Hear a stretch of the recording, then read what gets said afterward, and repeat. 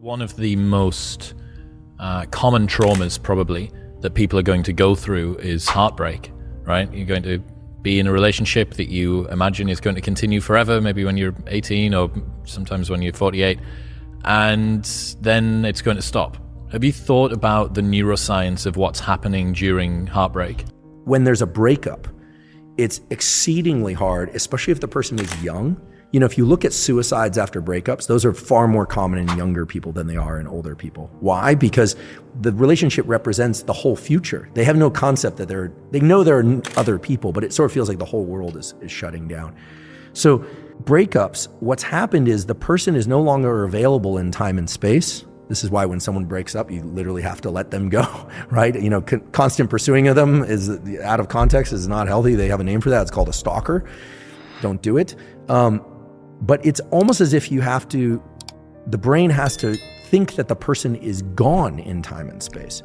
This has become much harder with social media, right? Because people can check up on people, they can hear from people. In the old days, like when I was growing up, you just like took the phone off the hook or you diverted your attention. Now we are constantly renewing that the person is still there. And so love and the loss of love and the death grief are virtually identical. It's that motivational state. And this is why it's so hard to not reach out to somebody that you really miss and want back. Last week that had researchers asking participants to rate emotional and physical pain of a breakup. They found that women tend to be more negatively affected by breakups, reporting high levels of both physical and emotional pain. But while breakups hit women the hardest, they tended to recover more fully. Men, on the other hand, rarely fully recovered. I thought that was very interesting. I wasn't too sure what that meant. Yeah, it's interesting. It also rings true with my experience and my observations. I think this could relate to a number of things, and here I'm painting with a broad brush, right? But how comfortable one is feeling their feelings, is male or female, is going to strongly dictate how quickly one moves through grief. This is the same thing as trauma. The more willing someone is to feel the full depth and intensity of the feelings that they associate with that trauma, the more quickly they're going to move through the trauma. But people use a number of strategies. They use distraction. They use states like they sublimate to things like anger and avoidance of various kinds in order to not feel the traumatic feelings or not feel the breakup. People will try and self-soothe with alcohol or try and self-soothe with multiple new partners or whatever it happens to be. It doesn't work.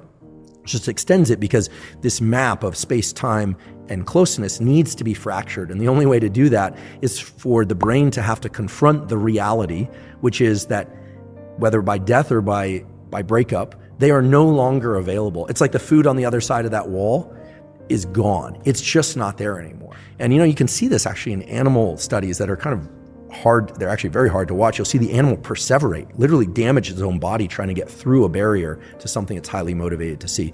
People do that post-breakup. They usually do that by talking to everybody about the breakup, which is its own form of perseverating on the motivation. What did I do? What did I do wrong? This and that. And some of that analysis is healthy, some of it's not.